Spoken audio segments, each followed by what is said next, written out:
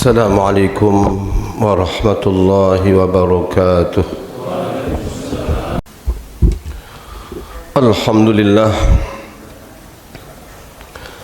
الحمد لله الذي أنار قلوب عباده المؤمنين بنور الكتاب المبين. أشهد أن لا إله إلا الله وحده لا شريك له شهادة تنجي قائلها من عذاب أليم. وأشهد أن سيدنا ونبينا محمدا عبده ورسوله الصادق الوعد الأمين. اللهم فصل وسلم وبارك على سيدنا محمد وعلى آله وأصحابه أجمعين وسلم تسليما كثيرا. أما بعد، فيا عباد الله، أوصيكم ونفسي بتقوى الله فقد فاز المتقون. وقال تعالى في كتابه الكريم: أعوذ بالله من الشيطان الرجيم. قد أفلح المؤمنون الذين هم في صلاتهم خاشعون والذين هم للزكاة فاعلون. وقال في آية أخرى: وابتغ فيما آتاك الله الدار الآخرة ولا تنس نصيبك من الدنيا. الآية. Ma'asyiral muslimin rahimakumullah, hadirin kaum muslimin jamaah salat Jumat, mudah-mudahan senantiasa mendapatkan cucuran rahmat dan ridha Allah Subhanahu wa taala. Marilah selagi kita masih diberikan kesempatan untuk menjalani hidup ini, kita terus berusaha untuk memelihara, menjaga serta meningkatkan iman kita kepada Allah, meningkatkan takwa kita dalam arti kita melaksanakan perintah-perintah Allah, menjauhi larangan-larangannya. Dan kita harus yakin bahwa Allah Subhanahu wa taala tidak memerintahkan kepada kita akan suatu kecuali di dalamnya adalah kebaikan, kemaslahatan untuk kita sendiri.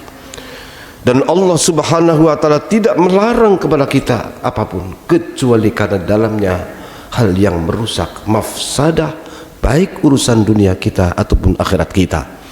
Oleh sebab itu, takwa adalah sebaik-baik bekal. Wa tazawwadu fa inna khairaz zadi taqwa.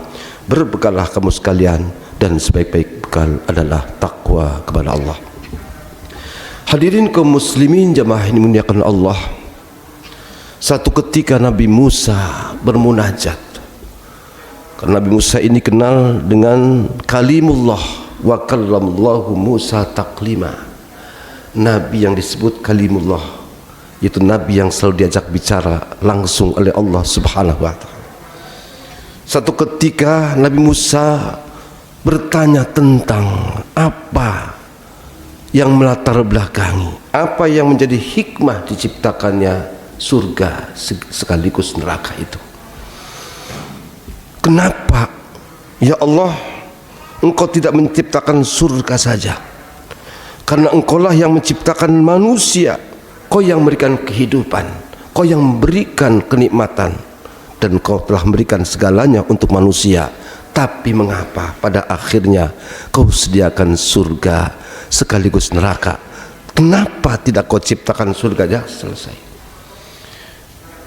Maka mendengar pertanyaan ini, Allah pun perintahkan kepada Musa, idhab ya Musa wazra'ish sya'ir. Pergilah engkau dan tanamlah olehmu gandum.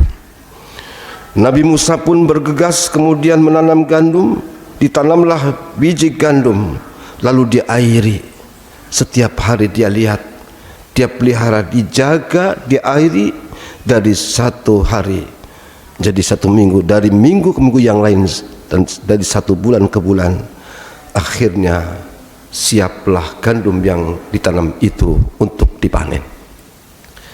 Sebelum Nabi Musa menuai, memanen hasil gandum yang ditanamnya, dia pun menyediakan lumbung-lumbung. Maka mulailah Nabi Musa menuai, memetik hasil tanamannya, gandumnya itu yang bagus-bagus dia masukkan ke dalam lumbung dan sebagiannya ditumpuk lalu dibakar. Di saat Nabi membakar sebagian hasil daripada tanamannya, gandum yang di tanamannya, Allah balik bertanya, "Hai Musa, engkau yang menanam gandum, engkau yang mengairi, engkau yang menjaga, tapi kenapa setelah panen yang sebagian kamu masukkan ke dalam lumbung, sebagiannya kamu bakar? Kenapa tidak kamu masukkan saja semuanya ke dalam lumbung, selesai?" Apa jawab Nabi Musa? "Yang aku bakar ini adalah gandum yang tidak berisi, percuma dimasukkan ke dalam lumbung-lumbung itu." Tapi di sini pun Nabi Musa tersentak, karena sesungguhnya apa yang ditanyakan kepada Allah terjawab sudah. Inilah kita, bahwa kita ini ibarat tanaman Allah Subhanahu wa Ta'ala yang ditunggu nanti pada akhirnya. Apakah tanaman ini bagus, tanaman ini perlu dimasukkan dikatakan ditempatkan yang layak, ataukah dia harus dibakar? Jadi kita ini ibarat tanaman Allah. Nah, hal yang dimuliakan Allah Subhanahu wa Ta'ala, maka kita harus memahami bahwa sesungguhnya Allah Subhanahu wa Ta'ala terus mengingatkan kepada kita agar kita menjadi manusia yang bernilai, bermakna dan bernilai di mata Allah Subhanahu wa Ta'ala, karena mereka itulah yang nanti akan dipilih oleh Allah dan dimasukkan di surganya Allah Subhanahu wa Ta'ala. Dan setiap saat kita juga diingatkan melalui kumandang azan, hayya 'alas shalah, hayya 'alal falah. Mari kita tetap hubungan dengan Allah melalui media salat. Mari kita meraih al-falah, kesuksesan, keuntungan. Setiap hari berapa kali kita mendapat panggilan ini? Karena inilah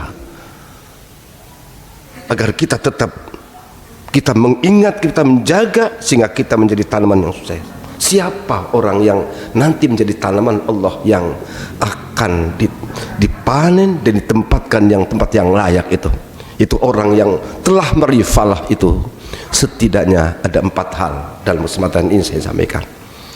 Yang pertama, kata Imam As-Samarqandi dari Samarkand, antakuna ibadatu 'alallahi muqbilan. Syarat utama untuk menjadi manusia yang bernilai, bermakna di sisi Allah Subhanahu wa Ta'ala, dia selalu beribadah, selalu hubungan dengan Allah Subhanahu wa Ta'ala. Tapi bukan cuma sekedar hubungan, bukan sekedar ibadah, tapi ibadahnya penuh dengan makna. Hubungan yang mesra, hubungan yang intim, hubungan yang indah melalui salat. Antakuna ibadatu 'alallahi muqbilan. Tandanya adalah orang yang hubungannya demikian intim baik di saat dia salat, di saat berzikir ibadah penuh dengan antusias. Bukan cuma badannya yang menghadap pada Allah, tapi sepikirannya, sehatinya, serasanya semuanya tunduk pada Allah Subhanahu wa Ta'ala. Dan ini perlu harus kita terus kita usahakan. Dan kita kadang mendapatkan tarbiyah pendidikan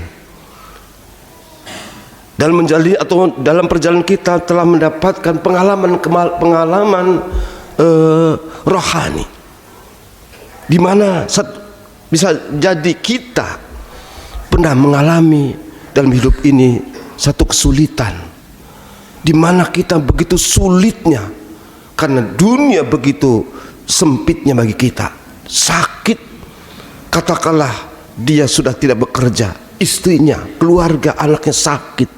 Pada saat itu dia menangis dan tidak ada tempat di mana harus bercurhat kecuali menghadap kepada Allah. Begitu dia sholat, begitu doa, meneteskan air mata. Kenapa begitu serius? Karena dia merasa butuh kepada Allah Subhanahu wa Ta'ala. Ini adalah kata kuncinya. Ketika kita beribadah kepada Allah karena memang kita butuh kepadanya, salat kita begitu nikmat karena kita butuh. Ketika kita zikir pun mudah meneteskan air mata karena kita butuh. Tapi ketika kita sudah mulai tidak butuh, kita banyak harta, kita diberikan keluasan oleh Allah, boro-boro kita bisa nangis. boro-boro kita bisa meneteskan air mata, sulit. Oleh sebab itu Al-Imam Abu Hasan Az-Zadili dia mengatakan ketika mendapatkan satu ilhaman, ya Abul Hasan, taqarrab ilayya bima laysa indi. Mendekatlah kepadaku dengan sesuatu yang tidak aku miliki. Apa yang tidak aku miliki? Aku tidak butuh kepada siapapun. Dan manusia siapapun dia butuh padaku. Maka mendekatlah kamu kepadaku dengan kebutuhanmu. Artinya ini kunci agar ibadah itu begitu seriusnya, begitu nikmatnya. Posisikan diri kita selalu butuh kepada Allah. Dan ketahuilah, butuh kepada Allah bukan cuma karena urusan dunia, bukan cuma karena itu adalah karir, tidak. Tapi kebutuhan kita begitu banyak dari hari ke hari, apalagi di saat nanti kita sudah berpindah, katakan di alam barzah, betapa butuhnya kita di saat nanti di hari kiamat, betapa butuhnya kita kepada Allah. Disitulah coba posisikan diri kita selalu butuh kepada Allah, maka akan muncul ibadah yang begitu antusias, begitu serius. Ini yang pertama, jaga hubungan Allah itu penuh dengan kemesraan dan keintiman. Yang kedua, kata Imam Samarkand, ayyakuna naf'uhu linnasi dhahira. Yang kedua, karena kita manusia ini sudah pasti hubungan dengan manusia yang lain, dan manusia yang terbaik adalah ketika hubungannya memberi manfaat kepada mereka. Ayyakuna naf'uhu linnasi dhahira, memberikan manfaat. Semakin orang itu dirasakan manfaatnya bagi orang lain, semakin besar, semakin tinggi di sisi Allah Subhanahu wa taala. Khairun nas anfa'uhum linnas. Sebaik-baik manusia yang paling bermanfaat. Nah, hal yang dimuliakan Allah Subhanahu wa taala. Lalu jangan kita berpikir, emang saya punya apa? Saya tidak punya apa-apa untuk manfaatkan. Tidak. Masing-masing manusia mempunyai kelebihan yang Allah berikan. Dengan apa yang Allah berikan, dia bisa jadikan untuk manfaat untuk orang lain. Ada orang yang memang mungkin diberikan kecukupan oleh Allah hartanya. Harta itulah yang hendaknya jadi manfaat. Kalau dia punya ilmu, dengan ilmunya, kalau punya tenaga, punya pikiran dan sebagainya. Dan alam telah memberikan memberikan kepada kita bimbingannya. Lihat coba, semua makhluk Allah telah memberikan manfaatnya dalam kehidupan ini. Katakanlah seekor ayam telah memberikan manfaat dengan telurnya, telah memberikan manfaat dengan dagingnya, termasuk dengan bulunya. Begitu seekor kambing, dagingnya, kulitnya diberikan untuk manfaat manusia. Katakanlah pohon-pohonnya, pohon jeruk telah memberikan manfaat dengan buah jeruknya. Pohon mangga telah memberikan buahnya, mangganya kepada kehidupan. Matahari dengan sinarnya, bulan dengan cahayanya, angin dengan tiupannya. Semua makhluk Allah telah memberikan manfaat. Sekarang giliran manusia menjadi makhluk Allah terbaik, sudah memberikan apa, manfaat apa untuk kehidupan ini? Kata Allah, wa amma zabadu fayadhabu jufaan wa amma ma yanfa'un nas fayadhabu fil ar. Adapun buih itu akan hilang begitu saja, dan yang bermanfaat pasti adalah eksis dan selalu diingat oleh banyak orang di bumi. Ini yang kedua, hadis yang dimuliakan Allah Subhanahu wa taala. Kemudian yang ketiga, ayyakuna nasu aminina min syarrihi, bahwa eksistensi dia, keberadaan, kehadiran kita, kehadiran manusia itu memberi aman di sekitarnya. Di saat kita hadir di tengah-tengah masyarakat, masyarakat merasa nyaman, merasa enak dengan kehadirannya. Dan inilah yang diberikan contoh oleh baginda junjungan kita Nabi Muhammad sallallahu alaihi wasallam ketika datang ke Madinah.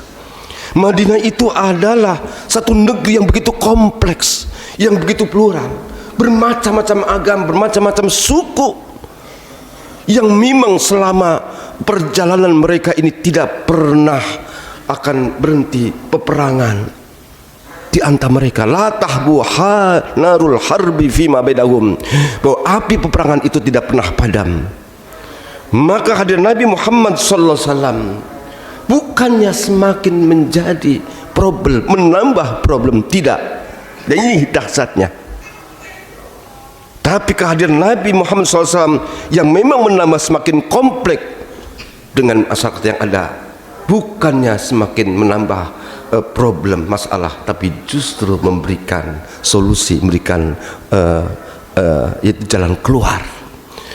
Merasa nyaman dengan kehadiran Nabi Muhammad SAW. Itu harusnya menjadi satu pelajaran bagi kita. Di mana kita berada, orang sekitar kita itu merasa senang, aman, sudah. Siapa dia? Tentu orang yang beriman, orang yang bermanfaat, orang yang selalu memberikan banyak hal yang maslahat.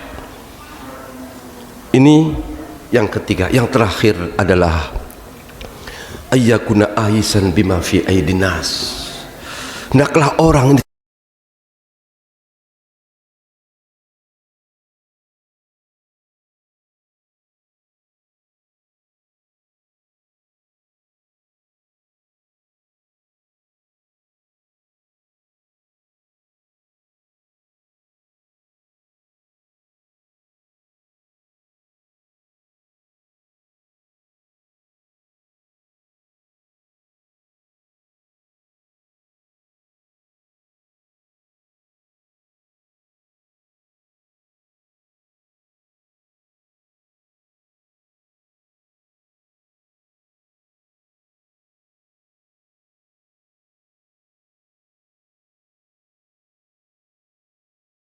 apa yang diberikan orang lain, bahkan dia merasa bersyukur kepada Allah. Dan inilah sikap hidup kita semestinya. Di saat orang lain bahagia, kita berikan tahniah, kita menunjukkan bahwa kita begitu bahagia, senang. Itu di saat saudara kita senang, di saat kita, orang saudara kita, teman kita susah, kita takziah, kita juga ikut prihatin. Itu akhlak Nabi. Orang senang, kita ikut senang, bahagia. Orang susah, kita ikut prihatin. Itulah salah satu manusia memang yang akan meraih falah.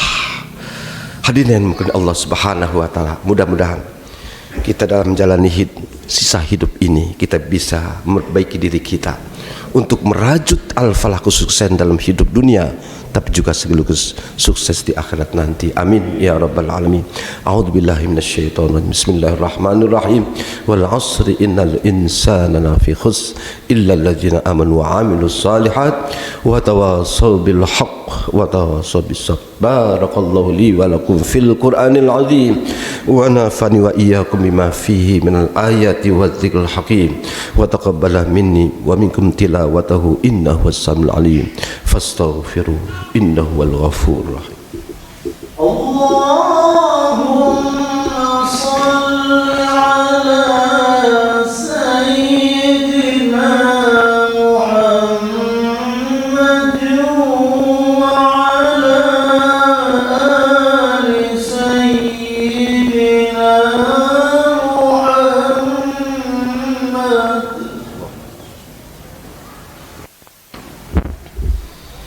Alhamdulillah, alhamdulillah hamdan katsiran kama amar. Asyhadu an la ilaha illallah wahdahu la syarika lah idghaman liman jahada bihi wa kafar.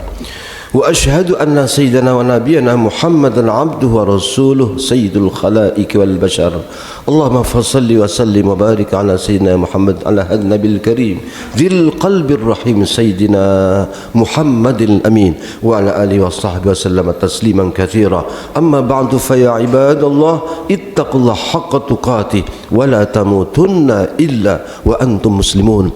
Wa'lamu anna al-amrukum bi amrin bada'a fihi bi nafsihi wa thanna بملائكة المسبحة بقدسه وقال تعالى ولم يزل قائلا عنيما إن الله وملائكته يصلون على النبي يا أيها الذين آمنوا صلوا عليه وسلموا تسليما اللهم صل على سيدنا محمد وعلى آل سيدنا محمد وارض عن الخلفاء الراشدين أبي بكر وعمر وعثمان وعلي وعن بقية الصحابة أجمعين وعلى التابعين وعلى التابعين وعلينا معهم برحمتك يا أرحم الراحمين.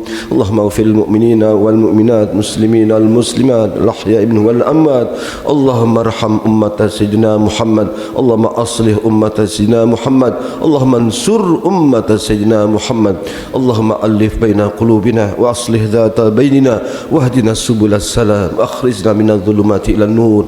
Allahumma aril haqqa haqq warzuqna ittiba'ah wa aril batila batila warzuqna ijtinabah. Allahumma ij'al baldatana hadhihi baldatan Indonesia aminatan mutmainnah wa sallimul muslimina amma innaka ala kulli syai'in qadir. Rabbana atina fid dunya hasanah wa fil akhirati hasanah wa qina adzaban nar. Ibadallah, innallaha ya'muru bil 'adli wal ihsan wa ita'i dzil qurba wa yanha al fahsya'i wal munkari wal baghi ya'idzukum la'allakum tadhakkarun fadhkurullaha yadhkurkum washkuruhu ala ni'amihi yazidkum. الله أكبر الله